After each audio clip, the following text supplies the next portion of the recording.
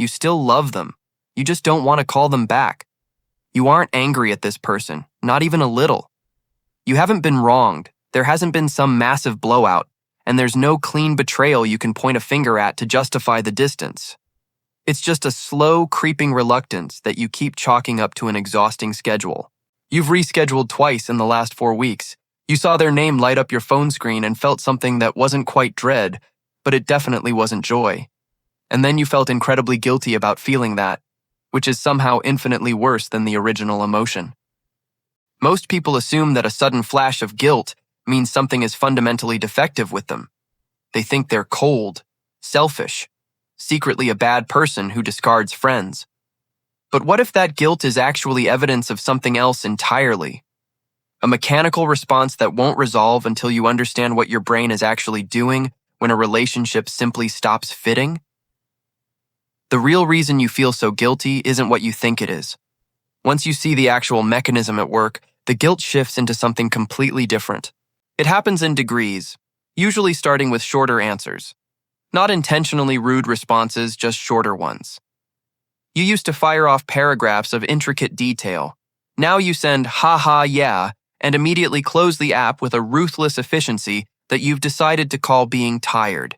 You stop sharing the things that actually matter, not because you're worried they'd react badly, but because explaining your current life to this person feels like translating a complex novel into a language you no longer speak fluently. It's just too much work. You notice you've completely stopped updating them on the ongoing storylines of your life.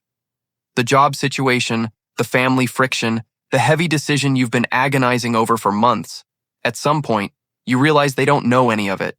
You feel a massive wave of relief instead of guilt, and then you immediately feel guilty about the relief. You eventually show up to see them in person and end up performing a version of yourself that's about 8 months out of date. You play the character you were when this friendship was still operating at full volume. You drive home feeling entirely hollowed out in a way you can't fully articulate to anyone. You catch yourself actively hoping they cancel the plans.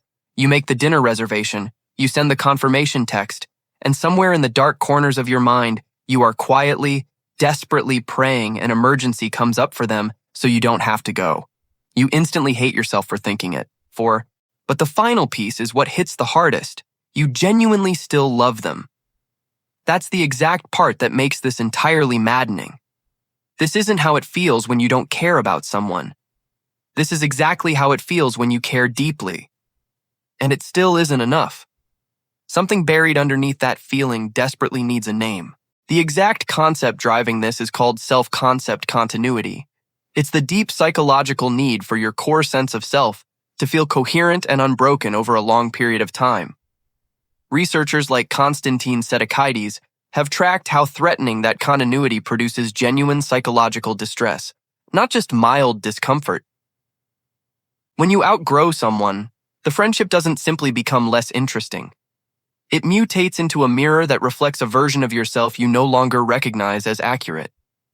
Your brain immediately registers that reflection as a low-grade identity threat. Think of your self-concept as a master document you're constantly editing and updating. Old friends are often saved from an earlier, unrevised version of that exact file. Every single time you're around them, the outdated version gets projected on the wall right next to the current one, making the gap perfectly visible in real time. That gap is where the overwhelming discomfort lives. The second piece of the puzzle is relationship maintenance cognition. That's the invisible mental work required to keep any connection feeling meaningful. As your values, contexts, or life trajectories diverge, the cognitive overhead of maintaining the relationship skyrockets, while the return on that emotional investment completely plummets. Your brain starts aggressively flagging the discrepancy long before you consciously realize it's happening. Let's drop the clinical terms for a second. Here is what that actually means for you. You are not becoming cold. You are not a worse person than you used to be. Your nervous system is doing exactly what it was engineered to do, tracking which relationships are sustaining your life and which ones are quietly draining a resource you no longer have in surplus. The friendship didn't fail. The overlap did. But if this is just a natural biological process running in the background, why does it feel like a massive moral failing? Why does the guilt get exponentially worse the more you try to logic your way out of it? The guilt you feel about outgrowing someone is not evidence that you're a terrible friend. It's evidence that you grew, and you haven't permitted yourself to admit it yet. The actual mechanism torturing you is cognitive dissonance between your identity and your behavior. You still firmly define yourself as someone who loves this person, but your behavior is screaming a totally different story. The shorter texts, the ignored calls, the secret wash of relief when they cancel. The guilt is just the friction between those two competing self-narratives, not a final verdict on your character. The absolute lie people believe is that if you love someone enough, you simply wouldn't outgrow them.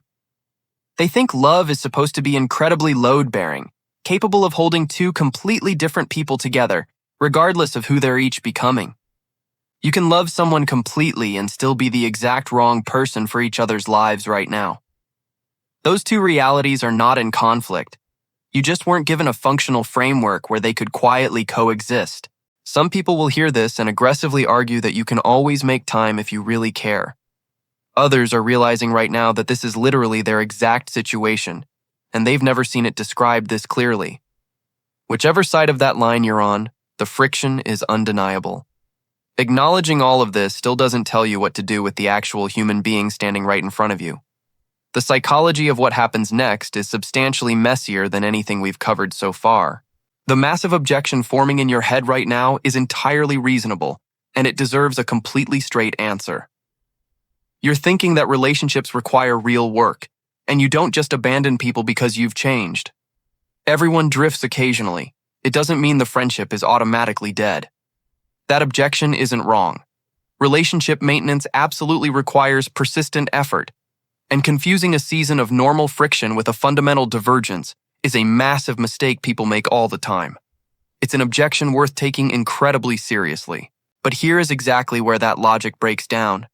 The entire concept of relationship maintenance assumes both people are actually moving toward the same destination. It assumes the work is building toward a shared reality. When the identity gap becomes vast enough, the maintenance stops feeling generative. It starts feeling like exhausting translation work with absolutely no shared language left to translate. You know the difference. You already know. You've had friendships that were brutally hard to maintain, but still felt undeniably worth it. And you've had this one. The one where the effort doesn't feel like an investment anymore. It feels exactly like debt service. You aren't confused about which category this falls into. You're just desperately hoping someone will tell you you're wrong about it. Nobody is telling you to end anything today. The immediate question isn't whether to abandon the friendship entirely.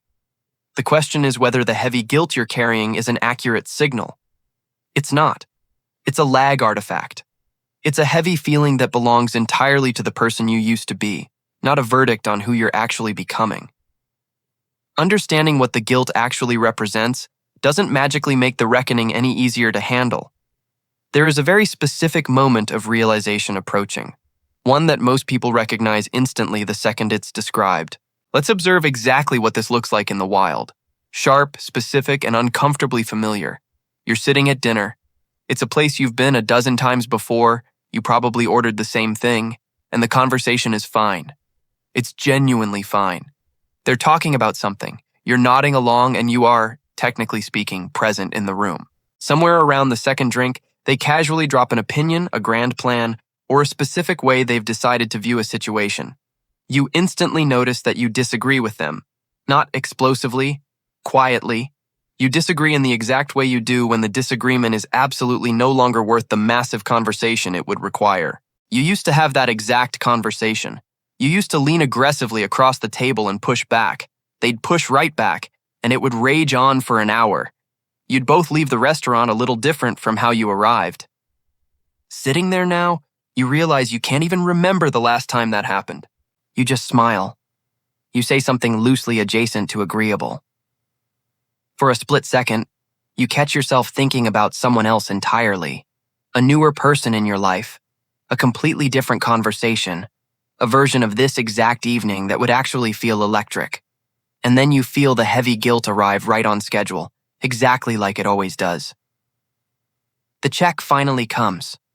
You hug them goodbye in the parking lot. You say, We definitely need to do this more often. And you genuinely mean it, in the exact way you mean things that you also know are not quite true.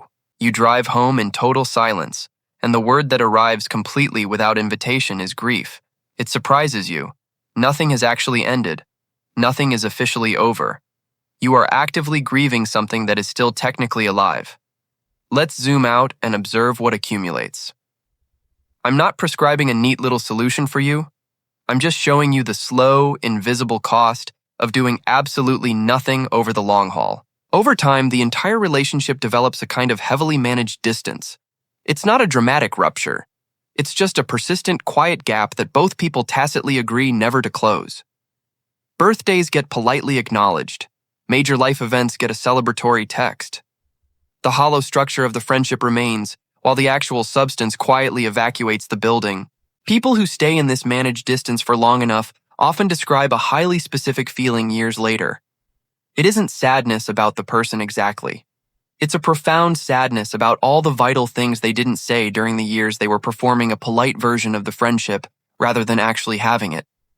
It's a totally different kind of loneliness, the kind that lives entirely inside a relationship. There's a massive secondary cost that nobody ever discusses. The emotional energy spent maintaining a hollow performance is energy utterly unavailable for the connections that are actually growing. It isn't dramatic or acute. It's a slow, grinding tax. It's a constant pull on your attention that makes it impossible to be fully present in the exact places where your presence would actually compound. Some people carry this heavy arrangement for an entire decade. The friendship never officially ends. It just reduces and reduces until it's technically a friendship in the same way a building with no floors is technically a building. The exterior structure is standing, but the inside is entirely gone. The brutal reality people rarely name is this. Staying in a friendship purely out of guilt while you are emotionally checked out is not loyalty. It's a completely different kind of abandonment. It's an abandonment that's just polite enough to disguise itself as something else. The person sitting across from you is being held strictly at arm's length and being called loved. Somewhere deep down, they absolutely feel it, which raises the massive question that this entire breakdown has been circling from the start.